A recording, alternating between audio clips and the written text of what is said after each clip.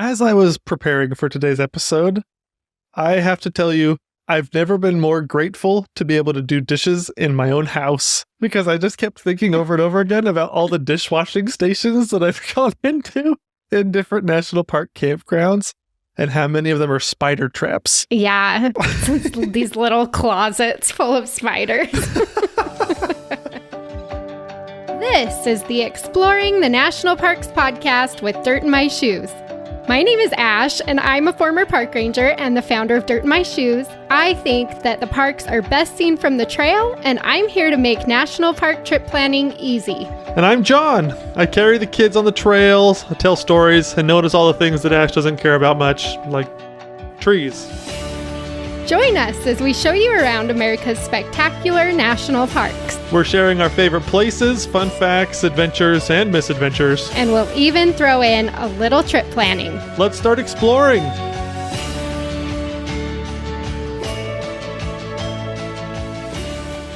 Today, we are doing a full-on smackdown. Oh, WWE-style.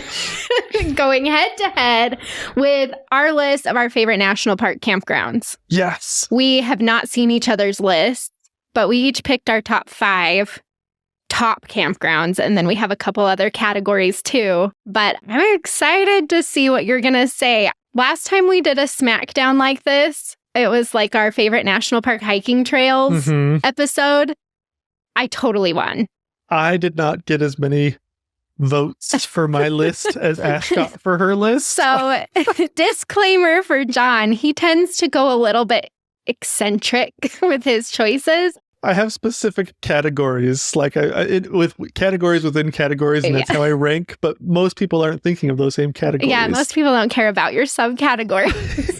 So we'll see what he came up with today. I feel like my list is really good, though, and I'm really excited to talk about some of our favorite national park campgrounds because I don't know. I mean, a lot of our newer followers especially probably don't realize that we were full-time RVers for 3 years in the national parks. That's really how we got the bulk of our content on Dirt in My Shoes was we bought a travel trailer and we traveled everywhere and stayed in these parks for a very long time. Like as long as we could, we'd stay in that area and we'd just do everything that we possibly could in that park. Right. So we have camped so much in these parks. And I have stood in many a spider trap dishwashing station. I have some crazy stories. Oh my gosh. That being said, though, I will say my favorite dishwashing station per campground, I'm just going to jump into this because it's a subcategory. Oh, is this one of your top 5? It's not one of my top 5. No, you can't make your own category. This is a subcategory preface. It's the one at Lake Powell in Page, Arizona. Nope. That's not your favorite? Not for dishwashing stations. Oh, that one was awesome. You had views of Lake Powell from the dishwashing station. It was pretty cool. Okay, what is it? Texas Springs in Death Valley.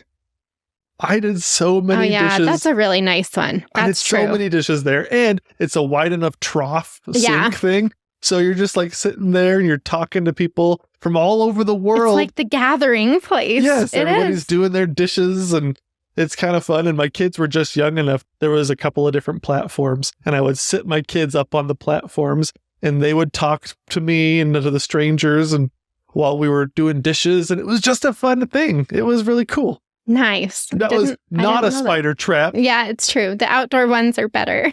Okay, let's jump in because I have a ton of campgrounds that I'm just so excited to talk about. So this is our list of our top 5. Ooh. Let's go head to head first. Yeah. Mine are not in any specific order. I don't know. Did you put yours in an order? I did put mine in an order. Oh, did you? Oh, shoot.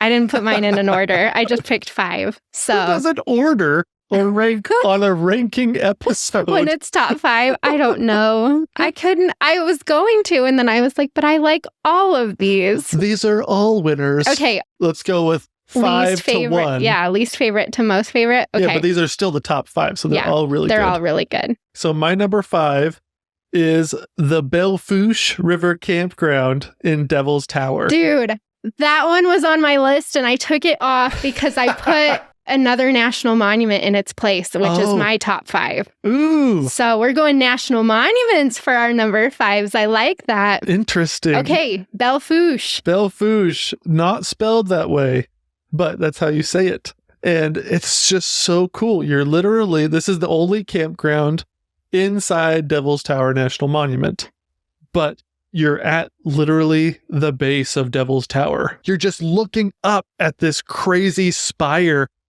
bursting forth into the sky, and it's incredible. That was very poetic. My eyebrows just lifted. What? Spire bursting forth. It's so cool. It's really cool to camp just at the base of Devil's Tower. Yeah. And the sites are pretty big, and they're spacious. Mm-hmm. Spectacular. It's a clean and comfortable campground with an amazing view. Yes, and it's surrounded by big cottonwood trees. So if you're allergic to cotton, be aware of the time of year that you go there. But it's so cool just to sit down in your camp chair and watch as the sun goes down behind the Devil's Tower. In the evening, if you wanted to drive into town, you can also not to town. If you drive into the RV park right outside the entrance. That's almost the same as town. Right, exactly. Drive into the KOA. It's a big KOA. Yeah. You can watch Close Encounters of the Third Kind and get some snacks from the gift shop. Yep.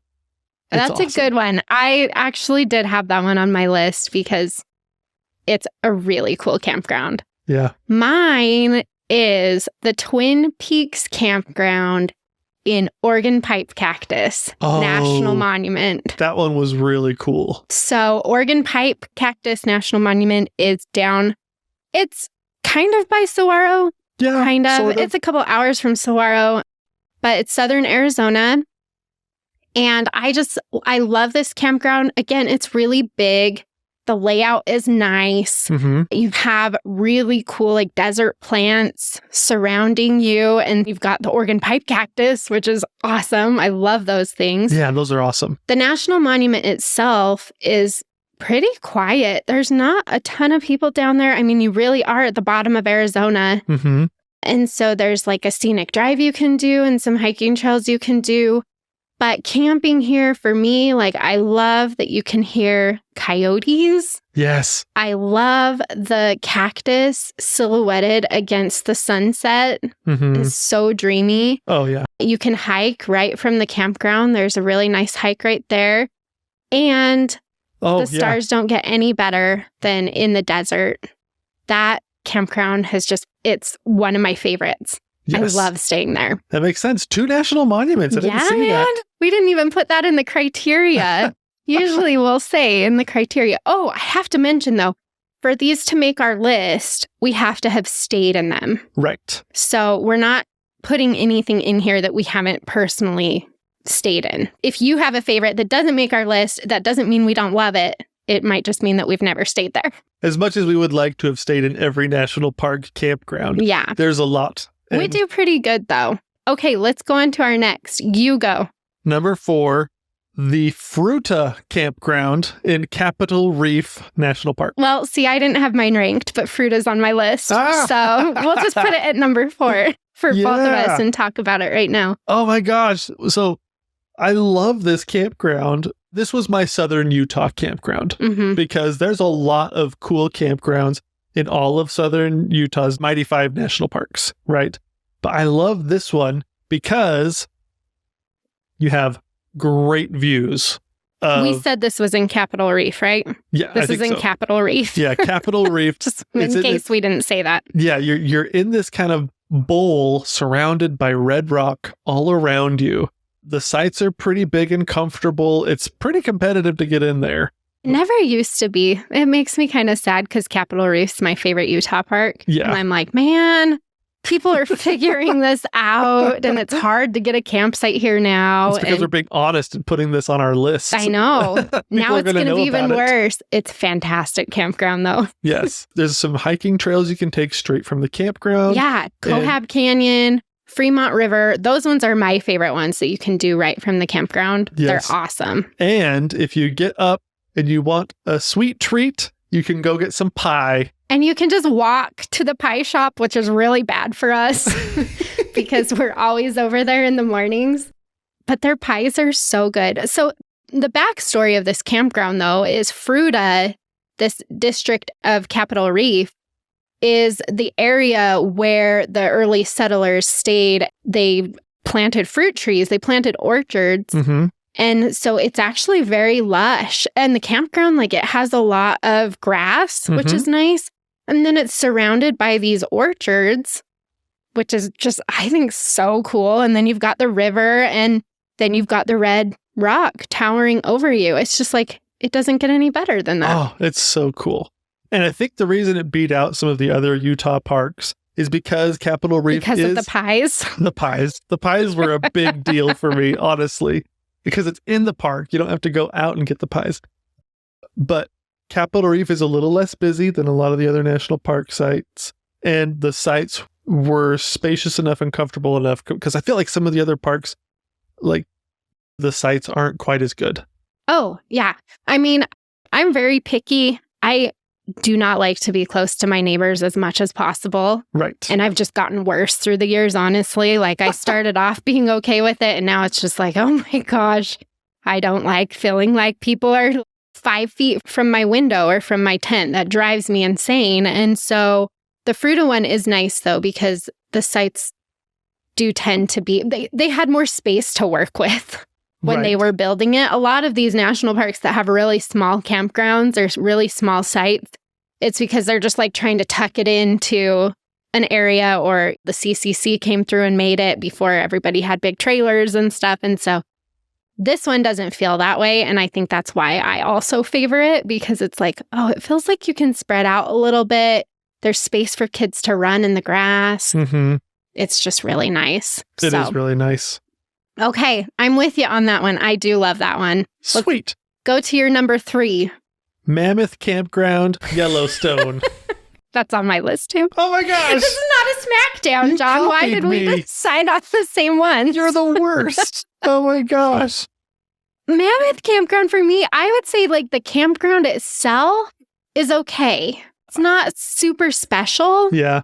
But number 1, it's in a really great location if you're really wanting to see wildlife in Yellowstone, because you're so close to the Lamar Valley.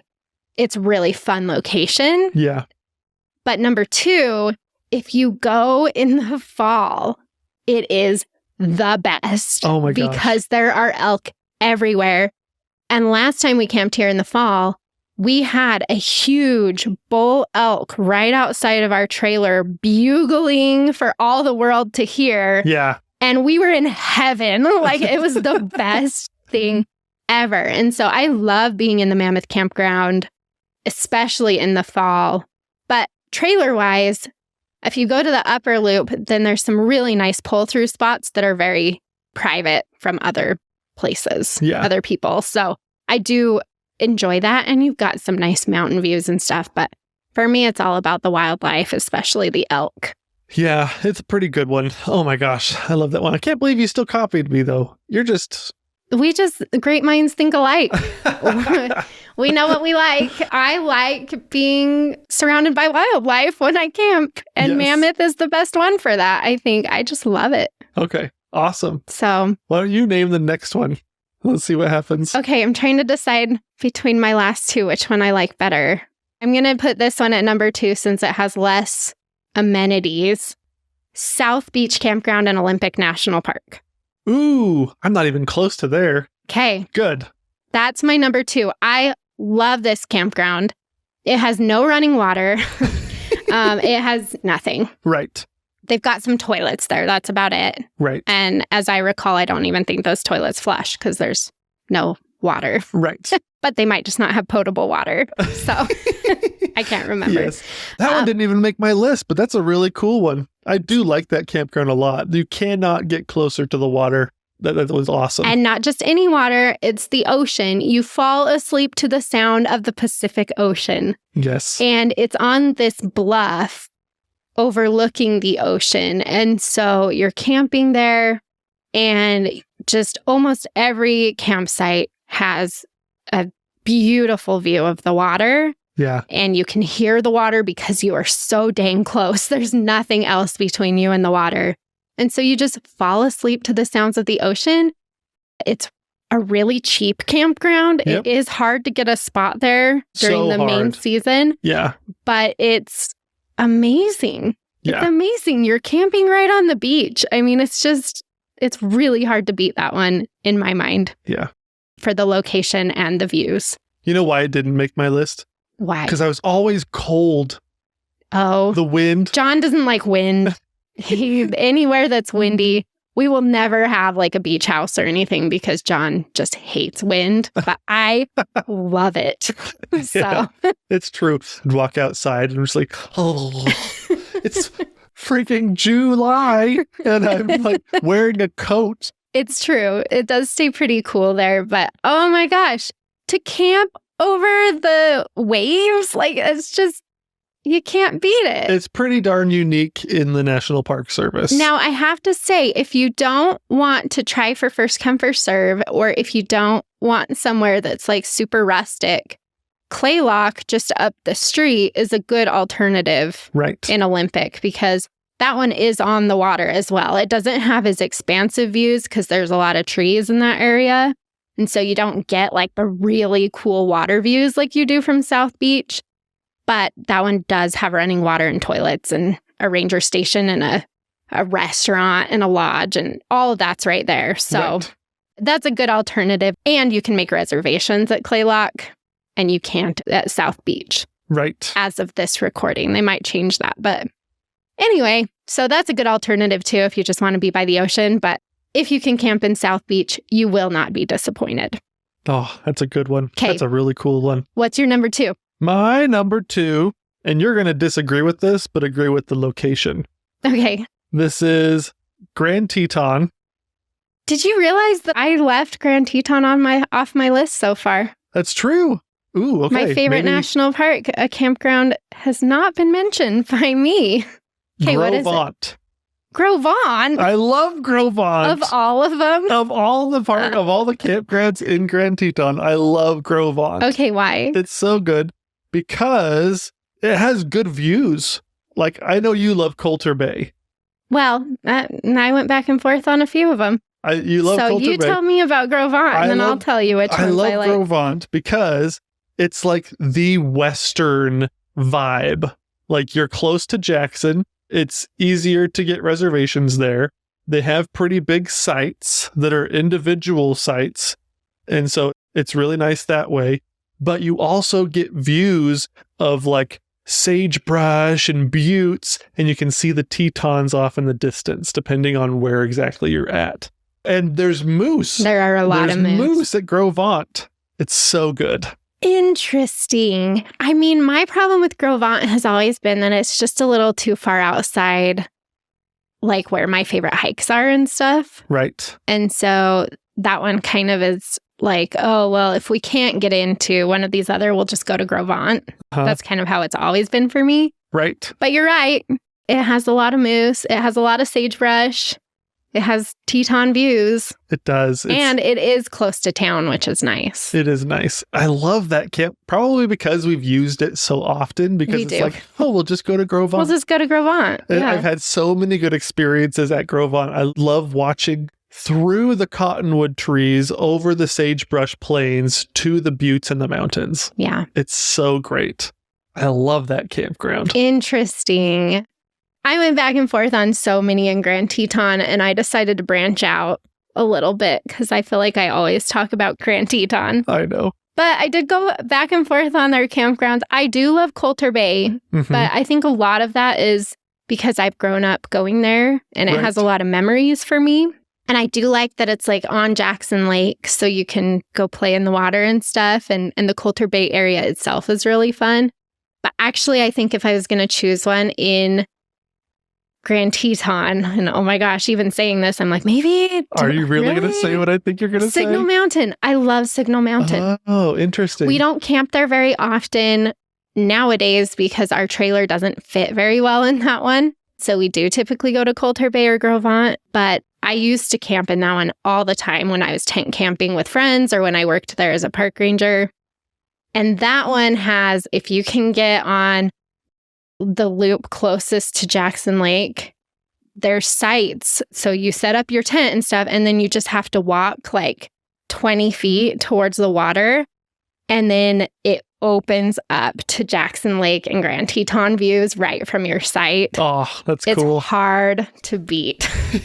If you can get one of those sites. I've spent so much time just kind of dangling my feet off the cliff right there over Jackson Lake and just watching the sun go down. Oh, that's awesome. So picturesque. I know. It's really good.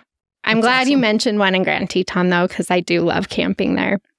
Okay, so then that leaves our number ones. Ooh, this is going to be which I'm big. like, I don't know actually if I can make this claim that this is my favorite national park campground that we've ever stayed in. But it is a campground that I really love. So I'll go first. Okay. This park is Glacier. Okay. Is that the same as yours? No. Oh, good. Okay. I'm right. You're wrong. Okay. Not if you chose the one in Glacier that I think you chose. Oh, I chose St. Mary Campground. No, not St. Mary. I love St. Mary Campground. Oh my campground has no trees. Oh, I knew you were going to choose that one, though. Okay, so my subcategory. Yeah, there's got to be a subcategory on this one because people will be like, you literally chose the campground that has like no trees. Okay, so my subcategory is like views. Okay. But only from the sea loop, and we have favorite sites on the sea loop that will not be disclosed. Oh my gosh. Okay, there are number 5, Devil's Tower, awesome view of Devil's Tower. Capitol Reef, Red Rock views galore. Yellowstone, elk. So that's the views. Grand Teton, Grovant, the amazing western views.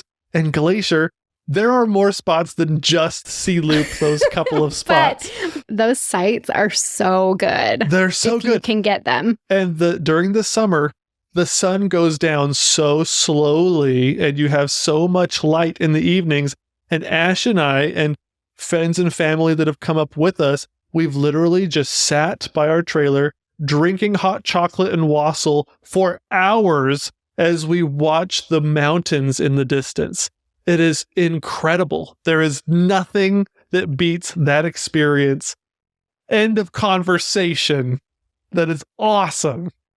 It actually really is awesome. The views, if you can get up in some good sites, which I'm not going to disclose our favorites. There has to be a line of privacy somewhere. But as you're looking at the campsite map, the higher you can go, the higher of the loop, the better mountain views you'll get. Right. So there's my tip. That big grassy area closer to the bathrooms and the showers up there, you can still get views up there. Yeah. And so it's not just our specific site. No, it's not. We just happen to get the site that has the best view in the campground. And we were like, we are never not camping in this site if we can help it. Yes, exactly. But I think that it's really surprising because the thing about the other Glacier campgrounds, and we love camping in Glacier. Yes. But I do think that the St. Mary campground has some of the best actual mountain views from your site. Right. Because a lot of the other ones, you're in the forest. Yeah. Or the mountains, like an Apgar, the mountains are really far away. Yeah. Apgar and Fish Creek, like you're by the lake, but you're tucked in the trees, which is fine. But nothing like those expansive views that we've had. I mean, I would say like Two Medicine can be, if you can get a good site at Two Medicine. Many Glacier is just really hard to camp at. That's why I just knocked that one off my list. I was like, it's like impossible to get a site there. So I'm not even going to say that I love it. Right. But yeah, as far as like views from your campsite, I think St. Mary is pretty darn good. Also, the east side of Glacier is Glacier's best kept secret. Oh, yeah. If you can stay in St. Mary or Rising Sun or like somewhere right there, you have access to Logan Pass and like all the same trails and stuff that everybody wants to do without having to deal with all the stupidness on the other side of the park. Right. Trying to get in there and back-to-back traffic. All the stuff that happens on the west side, you just don't have to deal with on the east side. So I think that's another point in St. Mary's favor. I would say that, yes. I don't even think you need to name your number one because I think you made your case for me. My number one, everybody's just going to be like, what? Oh my gosh, I don't want to say it. Okay, but I do love this campground, so I'm going to say it. Okay. Do you want me to say the park first? Say the park first. Lassen Volcanic. Oh, yeah. That's a great one. It's a good one, right? You're thinking? Manzanita Lake. Yep, that's what I was thinking. I love that campground. It has a summer camp feel to me that I just really enjoy. Yeah. And it's right on the lake. And so Manzanita Lake, you can go down there and you can canoe and kayak and paddleboard. And it's right by the campground. Yeah. And the campground has cabins if you don't want to camp. But then you can also camp. It's got great RV spots. It's got great tent sites. However you want to camp, you can camp here. Yes. And then you can go down to the lake. And from the lake, you have views of Lassen Peak, the actual volcano that, makes the park so cool. Yeah. And so those views are awesome. And then they have a little gift shop that we really like to shop in, and ice cream. And it feels like summer camp to me. And I just really love it. Plus, Manzanita Lake Campground is the site of Ash's greatest and most epic adult fall. Oh my gosh, no. Oh my gosh, I forgot about that. It was a really bad fall. Oh my gosh. I was chasing our son through the campsite, and your parents were there. We were there with family. Everybody was watching me, and I tripped over a root and fell face first. It full speed. It was full speed, face first. It was really sad. It was so funny. It was one of those moments where our son just keeps running and then looks behind him. Where did mom go? He just keeps running, and then Ash looks up from the bushes, just her face pops up. I can't believe that just happened. Luckily, she wasn't hurt. Well, my pride was really bruised that day, and everybody was laughing at me. It wasn't a private fall. It wasn't, behind the trees or anything. You all were watching me. Yep. So that was pretty embarrassing too. And I know John was trying to be concerned, but could not stop laughing. So thanks. I'm so sorry that you're hurt. Oh my gosh. So there's our top. What did that end up being? Top 8? Because we had a couple that were the same. Yeah. But those are some really great campgrounds. Oh, yeah. So I'm excited about that. We have a few more categories that we want to talk about, though. Yes, we do. Our next category, what is the most unique campground that we've stayed at in a national park? Now, this one could have lots of different subcategories based on how you think of the word unique. You could treat it bad or good. Okay, what did you put? I put the Desert View Campground at Grand Canyon. I love that one. That's not unique. That's a campground. It's a campground, but you're literally steps away from the Grand Canyon. Yeah. And so there's a little trail that you can walk that takes you down, and you can have your own. And I did this a few times where there's this little trail that you can take where you have your own private view of the Grand Canyon. Yeah. Because no one else is there and nobody takes that trail. Yeah. Okay. I loved that. All right.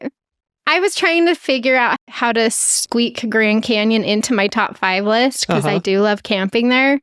But I just couldn't, the campgrounds, I was just no. They're not as great of campgrounds as other campgrounds we've stayed in. I do like Desert View, though. Yeah, it is nice. Okay. What's yours? Mine is a truly unique camping experience. I'm really proud of this. So the most unique campground I have ever stayed in is the Glacier Bay Campground in Alaska. Yeah. And the reason being that to get to Glacier Bay, you can only get there by boat or plane. It's on its own. Where the park headquarters and stuff are as an island, and then the rest of the park's just water. Right. And so it's really hard to get to. First of all, most people are never going to camp here. Right. Most people who visit Glacier Bay never even step foot where I worked in Bartlett Cove. But what's cool about this campground is you drive in, if you're lucky enough to have a car. Yes. Or you get a taxi or something to take you to Bartlett Cove.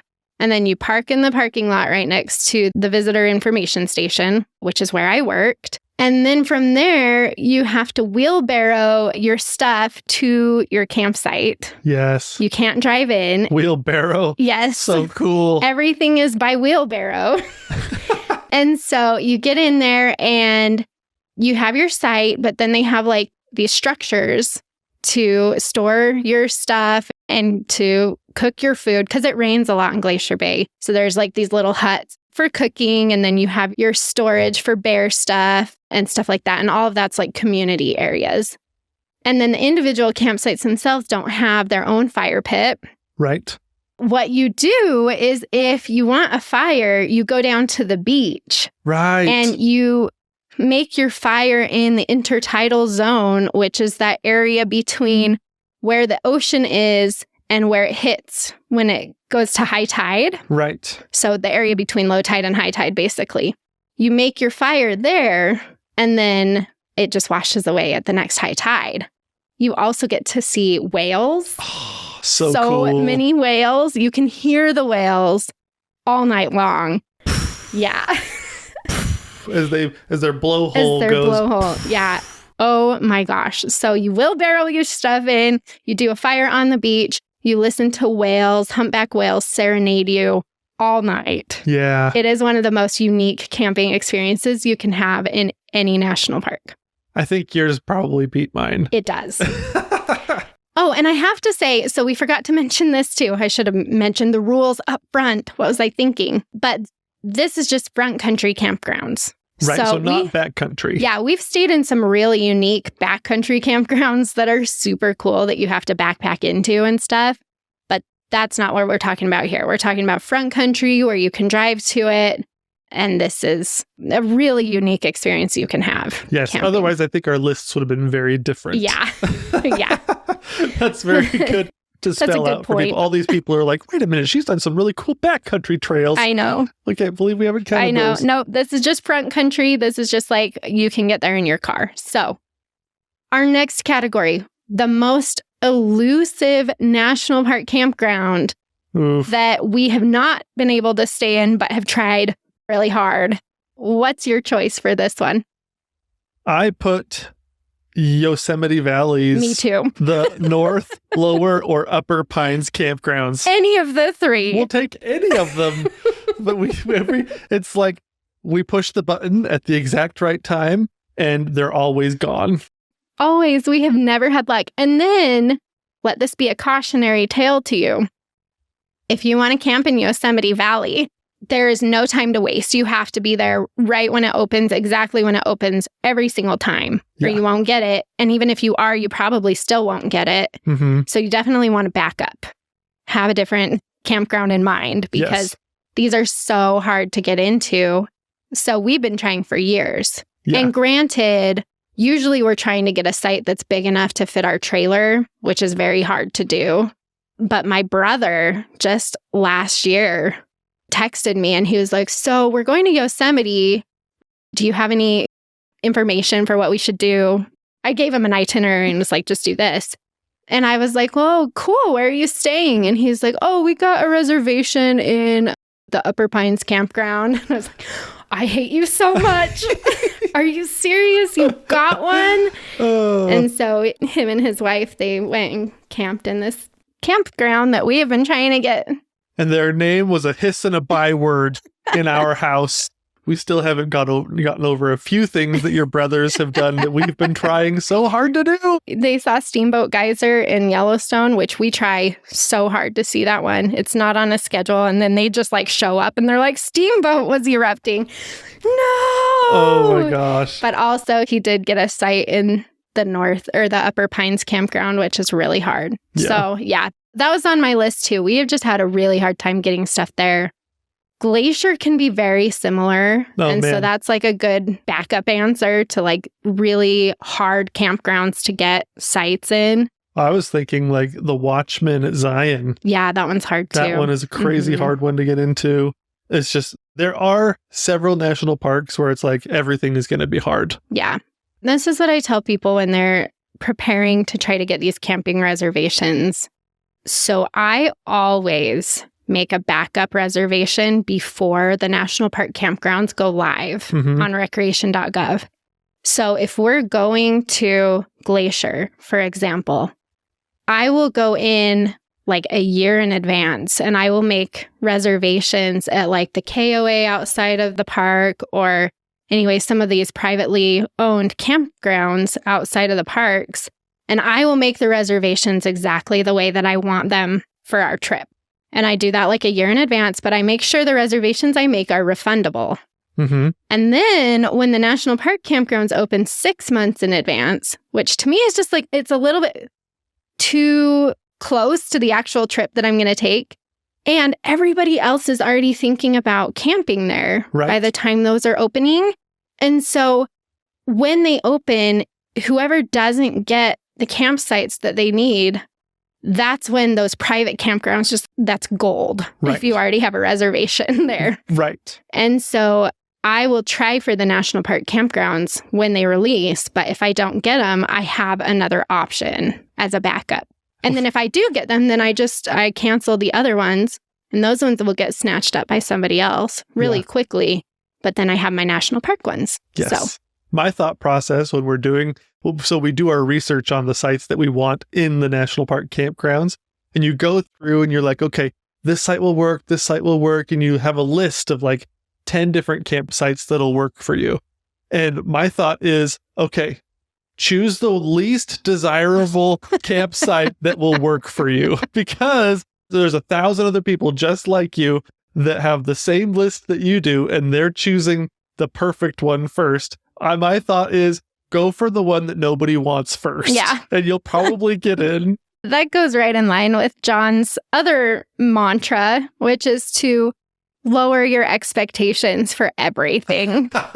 Yes. I thought you were going to say C's get degrees. That goes along with it all too.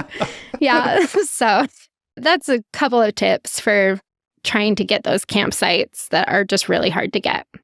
Okay, our last category is campgrounds that are bucket list campgrounds for us. Ones that we have not stayed in yet, but we really want to.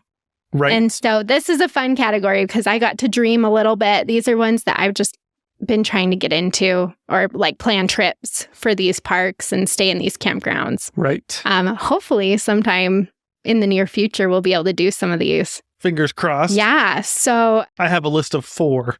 Hey, me too. Nice. We didn't even plan that. What's your number 4?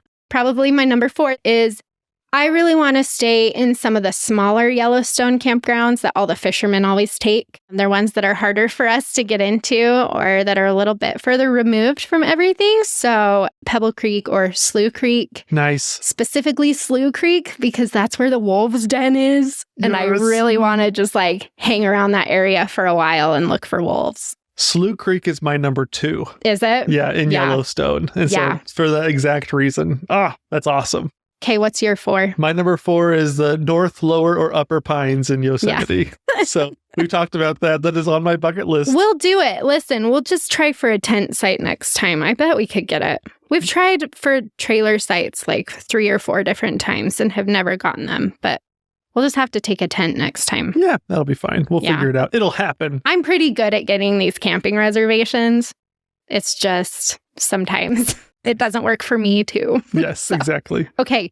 I think number 3 for me is Elkmont in Great Smoky Mountains during the synchronous firefly season. Yeah.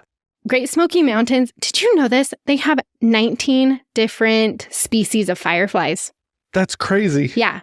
Well, you got to listen to the Great Smoky Mountains Fun Facts episode because John talks about this, but like the number of species that live in this park is insane. Yes. It's just like everything. Yes. There's so much life. But 19 firefly species, and the synchronous ones are more rare. Great Smoky Mountains has a bunch of them. And from like late May to like early June, kind of a couple weeks right in there, they synchronize. And so like they blink at the same time? Yeah, and there's so many of them everywhere. And you have to enter a lottery to be able to go see them because it's so popular. However, if you're staying in Elkmont Campground, you don't have to enter the lottery. You can just walk to where the fireflies are. Ooh. So that is a big bucket list for me. I want to camp there and I want to be surrounded by fireflies. That's I'm so excited. Cool. That reminds me of the movie Cars, when you have the van and you have like the army guy watching the stoplight blink. He's like, dude, every third one's longer, man. The 60s weren't good to you, were they? That'd be so cool. Ash is going to be watching the fireflies. I will. Every third one's longer, dude. I really, really, really want to do that. And I think it would be cool to actually stay in the campground because it's super hard to get chosen for the lottery. Right. Because for the lottery, they make you park at like the visitor center and then they shuttle you. Yeah. But if you're camping in the campground, nice. front row seat. You've got a golden ticket. I know. So that is a big one on my bucket list. Okay. My number 3 is staying in one of the Cedar Grove campgrounds in Kings Canyon. So there's 4 of them. There's Sentinel, Canyon View, Moraine, or Sheep Creek. But they're just down in that awesome mountain valley down in Kings Canyon. I love that area. I cannot believe how Yosemite-esque it is without all the people. Oh, I can't imagine how nice it is during the evenings. Yeah. When all the people that come during the day have to drive all the way back out and it's just you in the valley. We tried to stay down there last time we went or we were going to go. That trip just got totally scrapped because of COVID, but I had it perfectly set up. I'm just so sad. And we were going to tent camp all through Sequoia Kings. Right. And I was so excited. I got all the reservations I needed and we were going to stay down there. Yeah. And then we had to scrap the whole thing. So that is still on my list too. I would love to do that. That'd be so cool. Then you can hike from down there. I mean, then you can hike to Mist Falls. And there's a whole bunch of other trails back in there that take you deeper into the Sierras. And it's so beautiful. Yes. Good choice. That's a good one. For my number 2 bucket list campground I want to stay in, we're going to Alaska for my last 2. Yeah, baby. Just warning. One bucket list campground in Alaska that I really want to stay in is Wonder Lake in Denali. I have backpacked through this area. Right. And so I'm really familiar with camping out there and stuff, but I've never actually officially stayed at the Wonder Lake campground, and I really want to. That would be so cool. Yeah, you get just like spectacular Denali views from there. You're only 26 miles from the mountain at that point, which is like nothing in Alaska. No, because the mountain's like 26 miles high. 20. Yeah. Oh, 26 miles. I was exaggerating a little bit. It's like it's as tall as you are far away from it, basically, is what I'm saying. 20,000 feet above sea level. My only hesitation, and this is true anywhere in Denali, is the mosquitoes are awful. Yeah. They're awful. And so when we were backpacking through there and stuff, like I bought those face mosquito net. Have you seen those? And it's like a beekeeper. They look ridiculous, but it literally saved me because the mosquitoes are huge and there's so many of them and bug spray can only do so much. And so that's like my one, like Wonder Lake would be hard for that. Like I would rather be in a trailer to get away from the mosquitoes. But you're right on the lake and you're 26 miles from Denali. And I just don't know if you can beat that. Oh, that's a good one. Yeah. I like that one. Kudos on your number 2. Yeah. What's your number 2? Well, I told you my number 2 is the Slough Creek in Yellowstone. That's right. Yeah. But my number 1... Oh, we're jumping straight to number 1. Okay. We'll just jump straight to number 1. Now, I don't even know if this one is that hard to get into or anything, but Cougar Rock or the White River Campground in Mount Rainier. Either one of those are my number 1 that I want to go to. We've gotten reservations in those ones too. We just had to cancel. I know, exactly. Both of those. They're not hard. I know, but they're not hard, but I just want to stay there so bad because on both of them, you're in the shadow of the Great Mountain. And it's just looming over you and you're looking up at this thing. It's so big. And so that's why I just want to stay there. I want to stay in Cougar Rock, which is on the Paradise side, or I want to stay at the White River Campground on the Sunrise side. And both of them, you're just looking up at the glaciated mountain. It's awesome. You're so funny. Mount Rainier is one of the coolest national parks in the country. Yeah. Hands down. It's awesome. Good choice. Okay, but it doesn't beat out my choice for bucket list campground number 1, which is Brooks Camp in Katmai. Oh, what did I? Yeah. That I one's feel like pretty I legit. dreamed really big on this list. I want to go to Katmai National Park and I want to camp in Brooks Camp. And Brooks Camp, the campground there, is surrounded by electric fence Right. so that the bears mostly can't come and get you. Never underestimate a giant bear. On the campground website, it's like, it mostly keeps the bears out. It's not 100% guarantee, though. Right. But basically, they let 60 people in a night, and you just kind of set up camp Right. among these electric fences. But you're within walking distance of Brooks Falls, and you can go walk over to the falls and see all the big brown bears fishing the salmon out of the waterfall. Oh my gosh. And that's just a major bucket list item for me. I've never been to that park. I'm dying to go to that park. But when I do it, I want to stay there right in Brooks Camp and either camp in the campground or stay in the lodge. Just Nice. whatever reservation I can get, I will take. Where the fence works 60% of the time, 100% of the time. So I'm willing to risk it. I feel pretty good.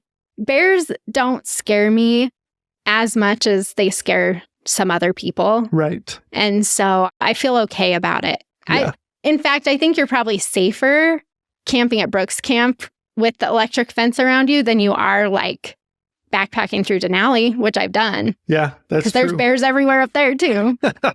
So That is very true. yeah, that's my number one bucket list campground I want to stay in. There may be a slight chance that I underestimated your list.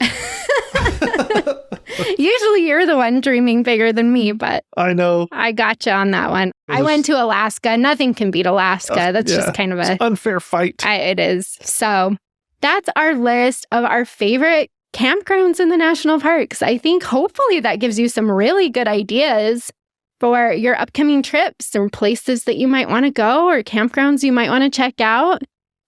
Camping in the national parks is the best. It's hard to beat. It is so hard to beat. And you're right there in Yep. the action. Yeah. Which is the best part of it. And it's a great way to stay in the parks on a budget. Mm-hmm. A lot of my camping experience in the parks has been because I couldn't afford to stay in the lodges, but I wanted to be in the parks. Yeah. And camping, I mean, it's like $30 a night. Yeah, dude. Yeah. People spend that on dinner. Yeah, it's a really cool way to stay in the park without spending a ton of money. So highly recommend it. And for the task that we want to assign you today, please go to the Dirt in My Shoes Instagram or the Dirt in My Shoes Facebook pages, and there will be a post there for you to engage with. But please tell us, what is your favorite national park campground? Yeah, I really want to know because this list is not long enough. No, it's not. And I'm sure you guys have some awesome campground recommendations, places that you've stayed in the parks that are just like really cool. Yes. So yes, definitely head over to Facebook or Instagram and let us know what your favorite national park campground is. We would love to hear it. And if you get a minute, head over to Apple Podcasts and give us a 5-star review. We would really appreciate that as well. We love seeing your comments and seeing your reviews. So thank you for joining us today as we talk about national park campgrounds. And we can't wait to hear about which one is your favorite.